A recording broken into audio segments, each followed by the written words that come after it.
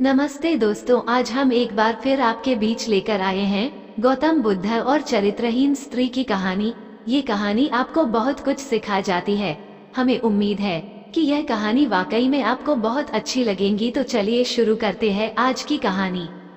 एक बार गौतम बुद्ध कुटिया के बाहर बैठे हुए थे और उनका एक शिष्य फूल के पौधे को पानी सींच रहा था। तभी अचानक उनकी नजर गौतम बुद्ध पर पड़ी। शिष्य ने देखा कि गौतम बुद्ध मुस्कुरा रहे हैं। शिष्य तुरंत गौतम बुद्ध पास आया और उनके मुस्कुराने का कारण पूछा।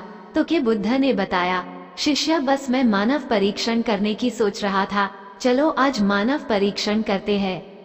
उसके बाद गौतम बुद्ध अपने शिष्य के साथ दोनों ही किसी गांव में गए। उन्हें वहां एक वेश्या स्त्री मिली और गौतम बुद्ध से प्रश्न करने लगी कि आप किसी राजकुमार और राजा की तरह दिखते हैं, फिर आपने संन्यास धारण क्यों किया हुआ है।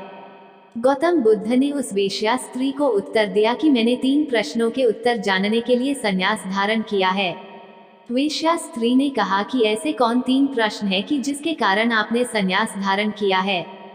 गौतम बुद्ध ने बताया कि हमारा शरीर युवा और आकर्षक है, लेकिन समय बीतेगा और समय के साथ साथ हमारा शरीर बूढ़ा होगा और बीमार होगा। उसके बाद शरीर मृत्यु को प्राप्त होगा। मुझे बुढ़ापा, बीमारी और मृत्यु के कारण का ज्ञान प्राप्त करना है, इसीलिए मैंने संन्यास धारण किया है। महात्मा बुद्ध की ज्ञान भरी बातें सुनकर वो स्त्री बहुत प्रभावित हुए और महात्मा बुद्ध को अपने घर भोजन करने के लिए आमंत्रित किया।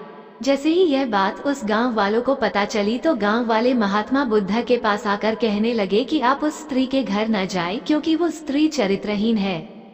महात्मा बुद्ध ने गांव के सरपंच को बुलाकर पूछा कि क्या ये सच है कि वो स्त्री चरित्रहीन है। सरपंच ने भी बुद्ध को बताया कि महात्मा, इन गांव वालों की बात सत्य है, वो स्त्री चरित्रहीन है। और तब महात्मा बुद्ध ने सरपंच का एक हाथ पकड़कर कहा, सरपंच जी अब आप ताली बजाकर दिखाओ। तो सरपंच को आश्चर्य हुआ और कहा कि ये तो असंभव है, एक हाथ से ताली कभी नहीं बजती।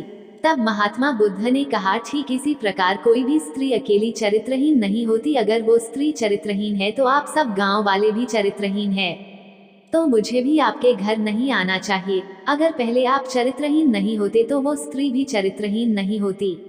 महात्मा बुद्ध की बात सुनकर सभी गांव वाले बुद्ध के सामने झुक गए और अपनी भूल की माफी मांगने लगे। और फिर महात्मा बुद्ध ने उस वेश्या स्त्री के घर भोजन किया।